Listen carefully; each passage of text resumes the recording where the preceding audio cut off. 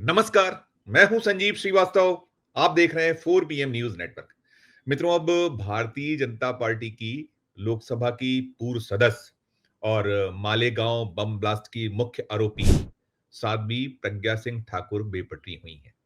हम देख या पा रहे हैं, जब से पहलगाम में आतंकवादी नरसंहार हुआ है, उसके बाद से बीजेपी इस पूरे मामले को कहीं ना कहीं बांटने काटने वाला जो उसका मसला है, जो हिंदू मुसलमान वे करते आए हैं, उसी में जुटी हुई है। और एक के बाद एक बहुत सारे बयान हम ये भी पाए हैं कि जब वो हुआ था 22 अप्रैल को घटनाक्रम, उसके ठीक बाद छत्तीसगढ़ जो बीजेपी का ऑफिशियल हैंडल है, वहां से एक मीम आया था और जिसमें लिखा गया था, धर्म पूछा जाति नहीं पूछी, और उसकी बेहद निंदा हुई थी।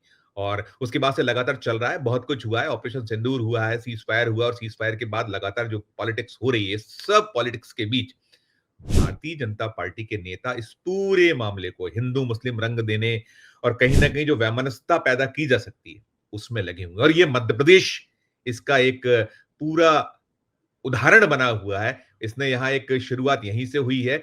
और जो ये साध्वी प्रज्ञा सिंह ठाकुर है, ये भोपाल से भारतीय जनता पार्टी की सांसद रही हैं। लोकसभा सीट भोपाल जो है, इसमें उन्होंने एक जो 2019 का चुनाव था, उसमें दिग्विजय सिंह को हराया था और एक लंबी जीत जीती थी।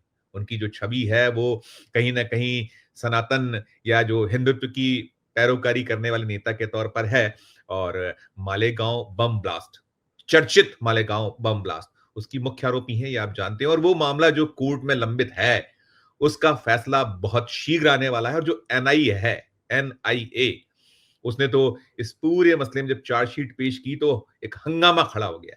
उसने रिकमेंड किया है कि इनको फांसी की सजा दी जानी चाहिए। बहरहाल वो मसला, वो मामला तो अभी कोर्ट में विचाराधीन है, फैसला लिख लिया गया है, फैसला आना है। उन सबके बीच ये जो साध्वी प्रज्ञा सिंह ठाकुर हैं, जो अपने बेहद बेहद विवादास्पद बयानों के लिए चर्चित हैं। याद कीजिएगा, जब ये वो 2019 लोकसभा चुनाव का दौर था और उन्होंने महात्मा गांधी को लेकर टिप्पणी की थी, गॉडसे को महान बता दिया था। जब गॉडसे को महान बताया था, तो प्रधानमंत्री नरेंद्र मोदी को कहना पड़ा था कि मैं प्रज्ञा सिंह ठाकुर को कभी माफ नहीं करूंगा। और जो चला, उन्होंने 5 साल पूरे किए। 2024 में इनका टिकट कट गया था लोकसभा का। बहरहाल, इनका जो शैली है, ये जो अंदाज है, उससे ये बाज आती नहीं। अब ये गत दिवस इंदौर में थी। इंदौर में एक आयोजन था, वो आयोजन करणी सेना का एक आयोजन था। करणी सेना वहां एक जो कार्यक्रम था वो कर रही थी, और साध्वी प्रज्ञा सिंह ठाकुर उस आयोजन की अतिथि के तौर पर मौजूद थी। उन्होंने जो कुछ वहां कहा है, वो ऐसा है कि सीधे सीधे, जैसे विजय शाह मामले में हाई कोर्ट मध्य प्रदेश ने संज्ञान लिया था, क्योंकि जो वैमनस्यता फैलाने वाला उनका एक था, जो उन्होंने टिप्पणी की थी सेना के खिलाफ, या जो भारत पाकिस्तान संघर्ष की जो चेहरा थी, वो जो कर्नल सोफिया कुरैशी, उनको लेकर टिप्पणी उन्होंने की थी और उन्हें आतंकवादियों की बहन बताया था संकेतों में। उसको लेकर एक जबरदस्त भारतीय जनता पार्टी की कहीं छीछा लेदर हो रही है, उसे लेकर बहुत आलोचना हुई। खुद विजय शाह का मंत्री पद खतरे में पड़ा हुआ है। मामला अभी कोर्ट में है, सुप्रीम कोर्ट ने इस मामले में एसआईटी बैठा रखी है, वक्त दे दिया गया है। अभी जो अंतिम पेशी थी, जुलाई तक रिपोर्ट आनी, वो सब अपनी जगह। लेकिन उसी अंदाज में प्रज्ञा सिंह ठाकुर का जो भाव है, वो सीधे सीधे ये कर रहा है कि जैसा वहां पहलगाम में हुआ, जो नरसंहार हुआ, जैसा, माफ कीजिएगा, धर्म पूछकर वहां एक चुन चुन कर मारा गया जो आतंकवादी थे, कुछ उसी अंदाज में हिंदुओं को अब आना चाहिए सामने। और ये जो मुसलमान है, ये जो भाषा है प्रज्ञा सिंह ठाकुर की, मुसलमान है, इसके जो भाव है, मुसलमान है या जो आतंकवादी मुसलमान है, इनका कत्लेआम कर देना चाहिए, इस तरीके का भाव। उन्होंने एग्जैक्टली क्या कहा है, मैं आपको बता देता हूं। उन्होंने कहा है, प्रज्ञा सिंह ठाकुर ने गुरुवार को कहा है, उनका कहना रहा है कि पहलगाम में हिंदुओं की जाति पूछकर, हिंदुओं का धर्म पूछकर, हिंदुओं की परीक्षा लेकर बहनों और माताओं का सुहाग उजाड़ा है। ऐसे आतंकवादी हमले को, नरसंहार को हम सीधा कहेंगे, मुसलमानों ने हिंदुओं पर आक्रमण किया है। आगे वे कह रही है, अगर ऐसे आक्रमण होते हैं तो हिंदू भी मुसलमानों पर और मुसलमान आतंकवादियों पर आक्रमण करें, ऐसा हमारा आह्वान है। ये आह्वान कर रही हैं प्रज्ञा सिंह ठाकुर, साध्वी प्रज्ञा सिंह ठाकुर। वो जो ये कार्यक्रम था, ये करणी सेना की पराक्रम यात्रा चल रही है, उसी में ये शामिल होने के लिए पहुंची थी और उसी में उन्होंने ये बयान दिया और वहां भारतीय जनता पार्टी के बहुत सारे विधायक गण थे, नेता थे, जो एक बहुत लंबी जीत जीतने वाले इंदौर के नेता जो बीजेपी के विधायक हैं रमेश मेंदोला और अन्य पदाधिकारी भी थे।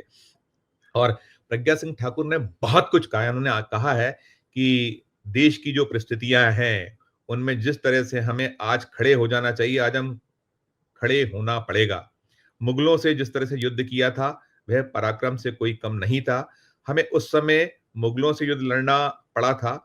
हालात आज भी वही हैं, हमारे देश को काटने के लिए मुगल सक्रिय हैं। ये वो कह रही हैं और इसके यहीं नहीं रुकती हैं, वो बहुत कुछ उन्होंने कहा, जैसे मैंने कहा वो और कह रही हैं।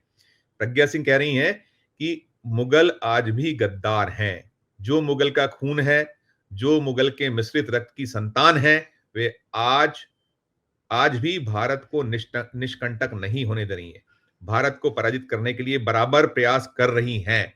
इसके साथ साथ उन्होंने महबूबा मुफ्ती जो हैं, वो जो जम्मू कश्मीर की पूर्व मुख्यमंत्री, उन्हें लेकर बेहद आपत्तिजनक टिप्पणी की। उन्होंने कहा है, कश्मीर में बैठी हुई एक मियाइन, हम मियाँ कहते हैं तो वो उनको कह रही है, कश्मीर में बैठी हुई एक मियाइन भले ही वह मुख्यमंत्री रही हो, कहती है कि 370 नहीं हटेगा, खून की नदियां बह जाएंगी। मैंने 370 के लिए वोट किया, 370 हटा, एक मच्छर भी नहीं मरा। वो ये कह रही हैं और उन्होंने जो एक जहरीली भाषा है, उस जहरीली भाषा की हद कर रही हैं। वो ये भी कह रही हैं कि जो राहुल गांधी को लेकर उन्होंने एक टिप्पणी की है, राहुल गांधी को वो कह रही हैं कि जो राहुल गांधी हैं, वो भी उनको भी कहीं न कहीं वो संकेतों में कहीं निशाना ले रही हैं और साथ में वो कह रही हैं कि आज बस इतना कहेंगे, जो युद्ध उन्होंने शुरू किया है, मांग का सिंदूर जो इन्होंने मिटाया है, ऐसे ऑपरेशन सिंदूर पर प्रश्नवाचक चिन्ह लगा कर खड़े कर देना, ऐसे पप्पू और टिप्पुओं को जवाब दे देना है। आप एक रोटी कम खाना लेकिन वोट धर्म को ही देना।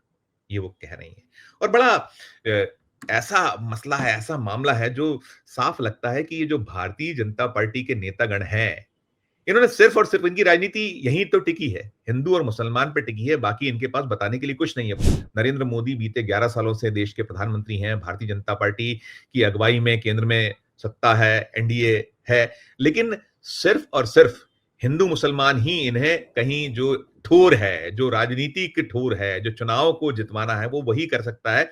और इसी कार्यक्रम में मध्य प्रदेश की जो भारतीय जनता पार्टी की एक विधायक और थी, उषा ठाकुर, और साथ में जो ये संस्कृति मंत्री रही हैं, इन्होंने भी एक टिप्पणी की। इन्होंने कहा है कि लव जिहाद के मामलों में अपराधियों को शरीयत के अनुसार सजा दी जानी चाहिए। लव जिहाद आप जानते देखते हैं खूब चल रहा है, मध्य प्रदेश में भी कुछ मामले हुए हैं, भोपाल में अभी हाल ही में हुआ, इंदौर में एक मामला बड़ा चर्चाओं में है, वहां उसको पकड़ा गया है जो लव जिहाद के मामलों से कहीं लिप्त पाया गया है, जुड़ा हुआ है। और वो कह रही हैं, अब उषा ठाकुर को सुनिए, भारतीय जनता पार्टी की विधायक, जो भाषा की मैं बात कर रहा हूं, क्या भाषा है। यदि ये कोई विरोधी दल के लोग बोल दें या कोई आमजन बोल दे और नहीं रास आता है, फिर पुलिस को नहीं रास आता है, जब उनका कहीं हित नहीं सदरा होता है, इसके विपरीत बोल दिया जाए, तो फिर उनको मामले मुकदमे दर्ज हो जाते हैं, उनके खिलाफ एफआईआर हो जाती हैं, उन्हें लॉकअप में भेज दिया जाता है, उन्हें जेल भेज दिया जाता है और कोर्ट से उन्हें नहीं मिलती है राहत। उषा ठाकुर क्या कह रही हैं, वो ये कह रही हैं कि लव जिहाद के मामलों में अपराधियों को शरीयत के अनुसार सजा दी जानी चाहिए, उनकी आंखें फोड़ दी जाएं और उनके हाथ काट दिए जाएं। ये वो कह रही हैं। आप सोचिए, तालिबानी एक जो है वो यहां लागू करने का एक मंशा है इन लोगों की। ये भारतीय जनता पार्टी के विधायक हैं, पूर्व मंत्री हैं। और उधर जो प्रज्ञा सिंह ठाकुर ने और भी कहा है, उन्होंने वो मसला एक उठाया है जो गौ वंश से जुड़ा मसला है। वो कह रही हैं कि जो मुस्लिम आतंकी पर हमला तो बोलने की बात कर ही रही हैं, साथ में वो कह रही हैं कि गाय काटना अगर तुम्हारा धर्म है, तो तुम्हें काटना हमारा धर्म है। और वो ये भी कहीं फरमा रही हैं, भारत को काटने की नीयत रखते हैं, उन्हें चुन-चुन कर निपटाने का वक़्त आ गया है। ये भाषा है।